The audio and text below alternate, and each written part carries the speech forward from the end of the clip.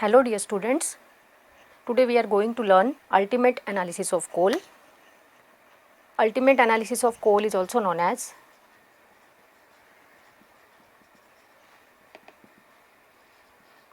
elemental analysis. In this analysis, we are going to determine carbon, hydrogen, nitrogen, sulfur, oxygen and ash content in the given coal sample.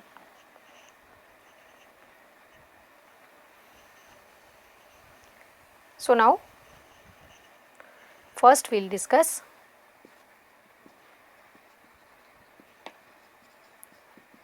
determination of carbon and hydrogen in the coal sample.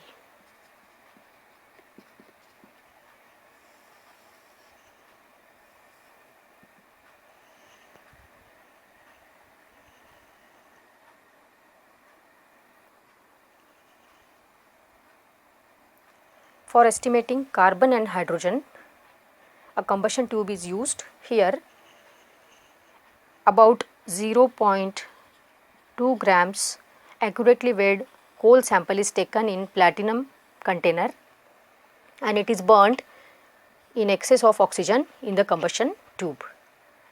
Carbon will react with oxygen to produce carbon dioxide and hydrogen which is present in the coal will react with oxygen to produce water. Here 12 moles of carbon are reacting with oxygen to produce 44 moles of carbon dioxide and 1 mole of hydrogen is reacting with oxygen to produce 18 mole of water. These gaseous products like carbon dioxide and water in the form of steam then are allowed to enter in U tubes. In the first tube we have taken anhydrous calcium chloride and in the second tube we have taken KOH solution. These tubes are pre-weighed and then after combustion these gaseous products are allowed to absorb in these tubes. Here CO2 carbon dioxide gas is going to absorb in KOH solution and water vapors or steam is going to absorb in anhydrous CaCl2. After complete combustion of this coal sample, the weight of these U tubes containing anhydrous CaCl2 and potassium hydroxide solution are weighed again and then by using the formula we can find out percentage of carbon. So, percentage of carbon is calculated by using the formula increase in weight of KOH tube into 12 into 100 divided by weight of the coal sample taken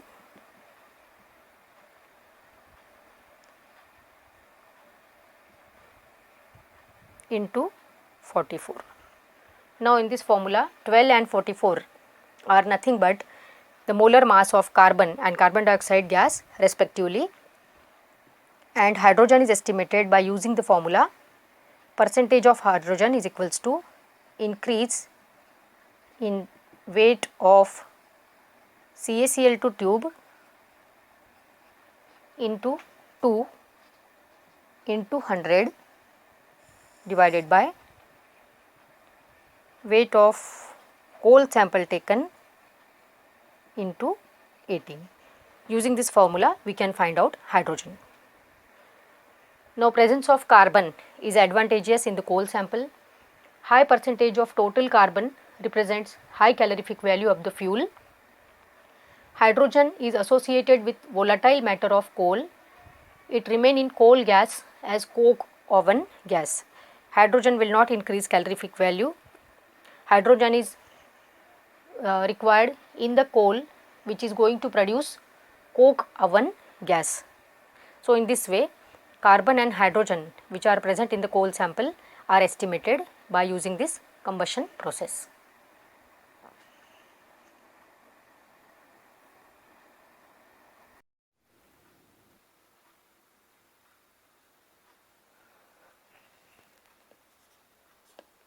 Second is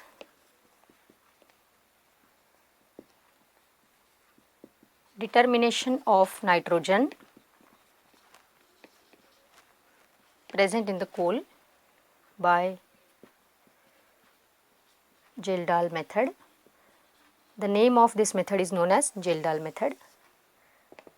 Now this Geldahl method of determination of nitrogen consists of 4 steps.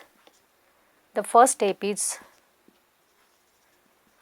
digestion, also known as degradation. In this step, coal sample is heated with concentrated sulfuric acid. Here, nitrogen which is present in the coal sample is converted into ammonium sulfate, and some byproducts are also formed like carbon dioxide, water vapor and sulfur dioxide. So this is the first step of Geldahl method. Here coal sample is digested with concentrated sulfuric acid. Nitrogen present in the coal sample is converted into ammonium sulfate and some byproducts are released. Second step of this process is liberation of ammonia. Now in this step, ammonium sulfate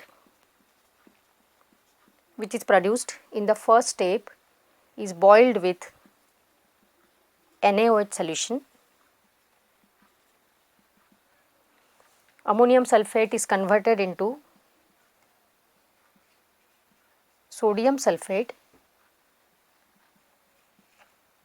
and ammonia gas is released in this reaction. So this is the second step of Geldahl method. Here ammonium sulfate which is produced in the first step is boiled with excess of NaOH solution. Ammonium sulfate is converted into sodium sulfate and ammonia gas is released. Third step is capture of ammonia. The ammonia gas which is released in the second step is allowed to react with standard solution of sulfuric acid which is again in excess. Here ammonia is reacting with sulfuric acid to produce ammonium sulfate. The last step of Geldahl method is back titration of unused or excess acid. In the last step, now in the third step, we have taken standard solution of sulfuric acid and ammonia gas which is released in the second step is absorbed in this sulfuric acid to produce ammonium sulfate.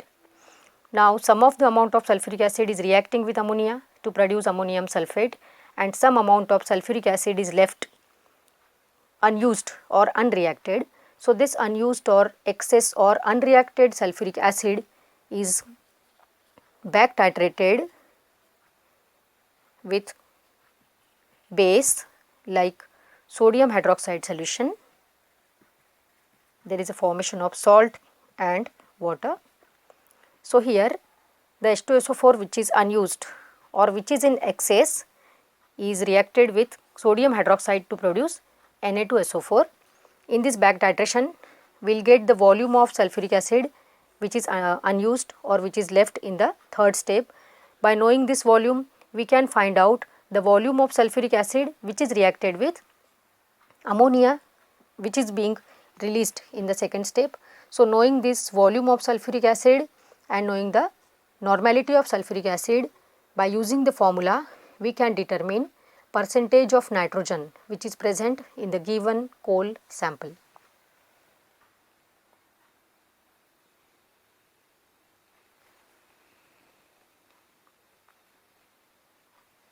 Now this is experimental setup for determination of nitrogen by Geldahl method. Here the first step is digestion.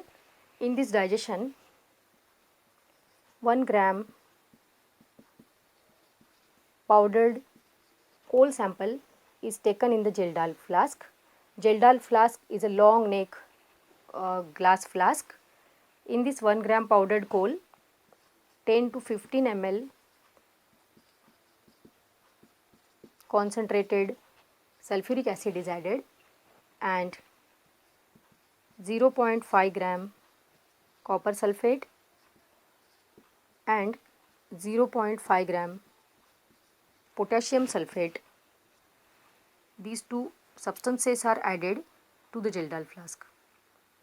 Now the Geldahl flask is kept on the sand bath. Here this is sand bath and this mixture is heated on the sand bath. The process is known as digestion.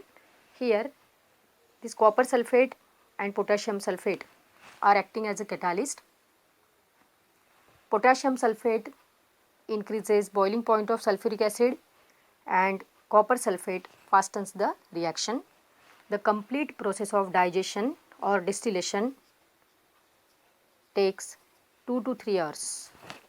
Now what happens in this digestion process? Nitrogen which is present in the coal sample will react with concentrated sulfuric acid. We are heating the mixture here and there is a formation of ammonium sulfate. So this step is known as digestion or distillation. When the process is completed, when the mixture appears clear, when this mixture appears clear and when fumes coming out are ceases, when the fumes are stop coming, then the process of digestion is completed, and after the process is completed the mixture is cooled completely and then the complete mixture is used for next step which is known as distillation. Now this is the setup for distillation step. This is known as distillation assembly. Here one round bottom flask is taken and in this round bottom flask we have transferred the contents of Geldahl flask and sodium hydroxide is taken in this round bottom flask. Using this Geldahl trap, this round bottom flask is connected to water condenser. This is water condenser. In this water condenser, cold water is continuously circulating. This is water inlet and this is water outlet. So cold water will continuously circulating in this water condenser.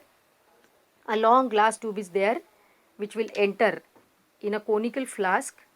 In this conical flask we have taken known volume of standard acid, preferably sulfuric acid. Now when we heat this mixture will start boiling and vapors of ammonia will comes out.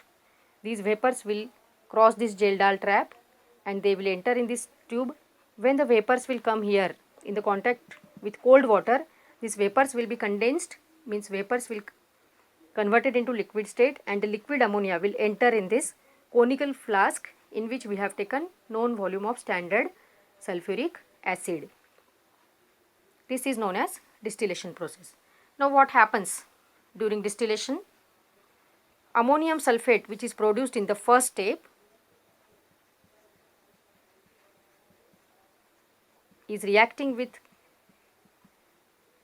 sodium hydroxide. Here we are boiling the mixture. There is a formation of sodium sulfate, water and ammonia. Now these ammonia vapors will cross this Geldahl trap, they will enter in the tube and they will condensed. When these ammonia vapors or when this condensed ammonia will come in this flask in which we have taken sulfuric acid, this is the reaction. Sulfuric acid plus ammonia, there is a formation of ammonium sulfate. So this is complete distillation process. The last or third step is titration. Now in this Geldahl method, we have discussed 3 steps. The first step is digestion, the second step is distillation, and the third or last step is titration. So out of 50 ml which we have taken here, suppose 30 ml sulfuric acid is reacting with ammonia to produce ammonium sulfate. Now we have to determine the volume of standard sulfuric acid which remains unused or unreacted. So this volume we are going to determine by back titration. This is a simple acid base titration using some suitable acid base indicator. So after completing this titration, we will know the volume of unused or unreacted acid. Knowing this volume, by subtracting this volume from 50 ml, we will get the volume of sulfuric acid which is reacted with this ammonia. So knowing this volume of sulfuric acid, we can find out the ammonia which is liberated during this distillation process, and then by using the formula we can find out the percentage of nitrogen. Now we will see calculations. Percentage of nitrogen is calculated by using the formula volume of acid used into normality of acid into 1.4. This is divided by weight of coal sample taken for determination. Now here volume of acid used, this can be determined by back titration. We have taken known volume of standard acid. Suppose the normality of this acid is 0.1 normal.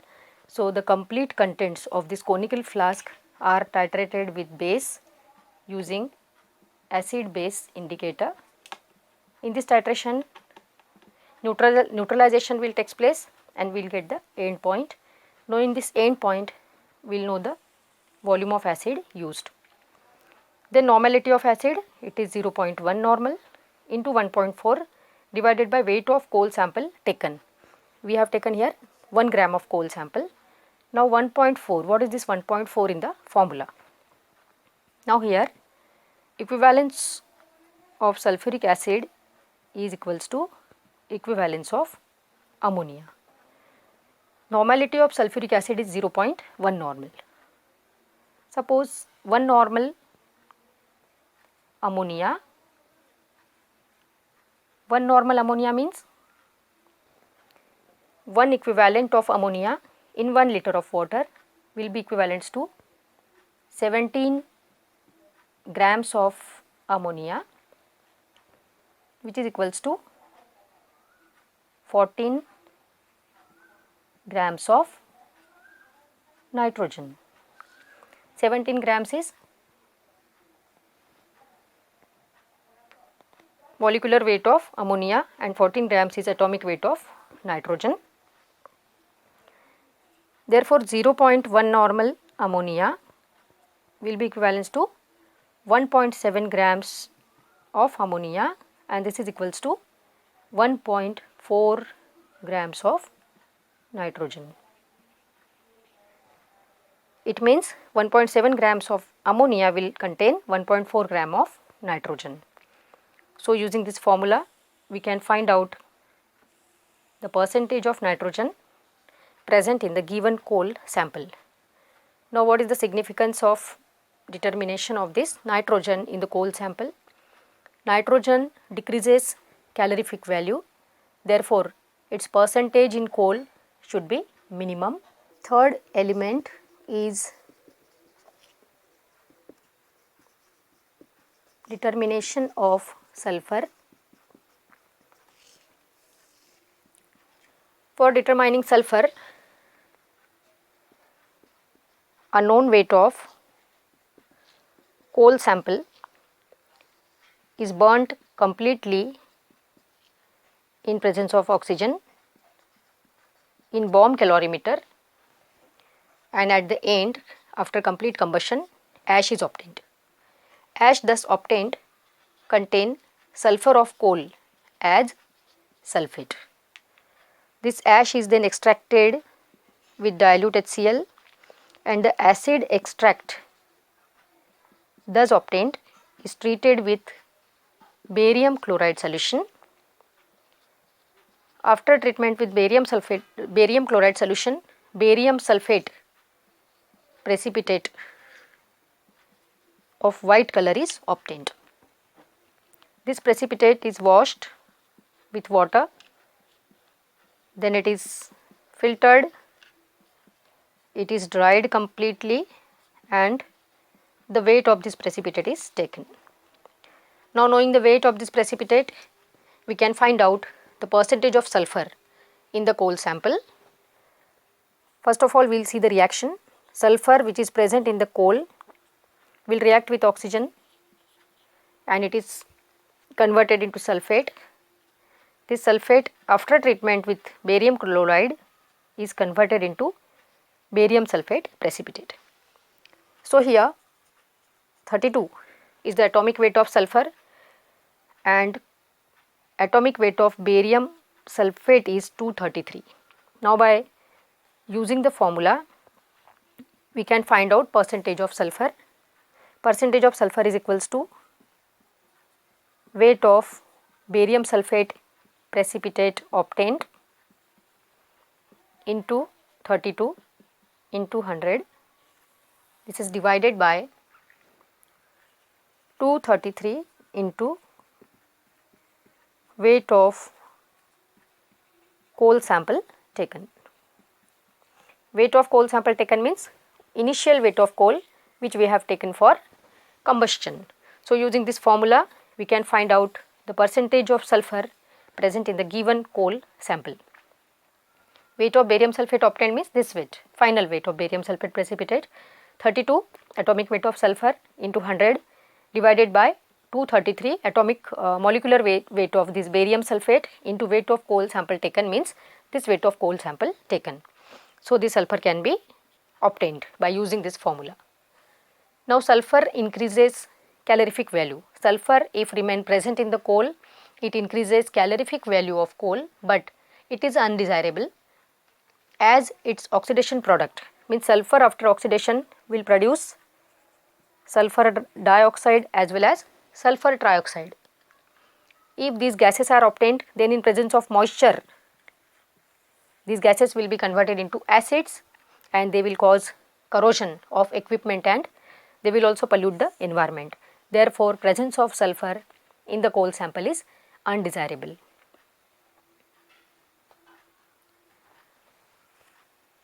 Next, substance.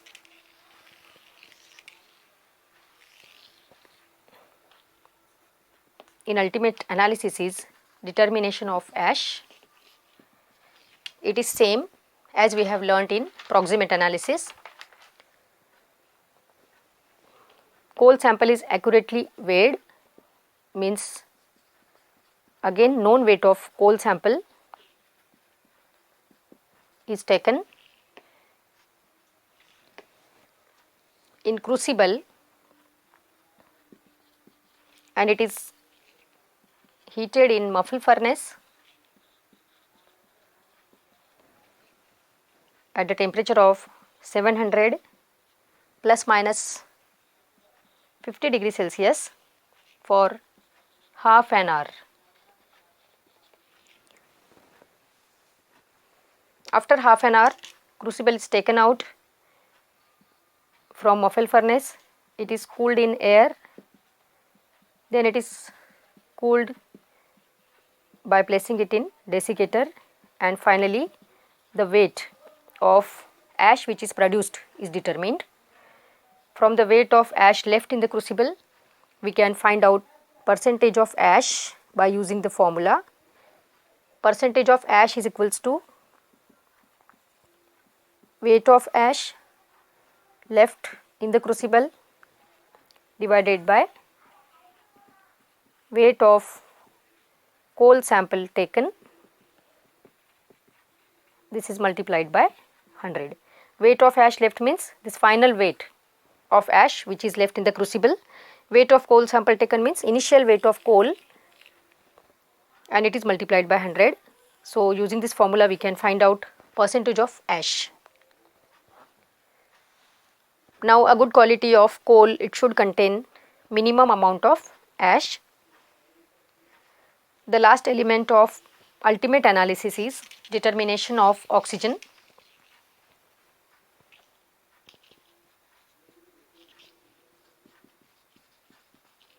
Now oxygen which is present in the coal sample is determined by using the formula 100 minus percentage of carbon plus percentage of hydrogen plus percentage of sulfur plus percentage of nitrogen plus percentage of ash. So subtracting the percentage of carbon, hydrogen, sulfur, nitrogen and ash from 100, we will get the percentage of oxygen which is present in the given coal sample. Less the amount of oxygen, better is the quality of coal. As oxygen content increases, moisture holding capacity increases. Therefore, oxygen should be present in minimum quantity in the coal sample.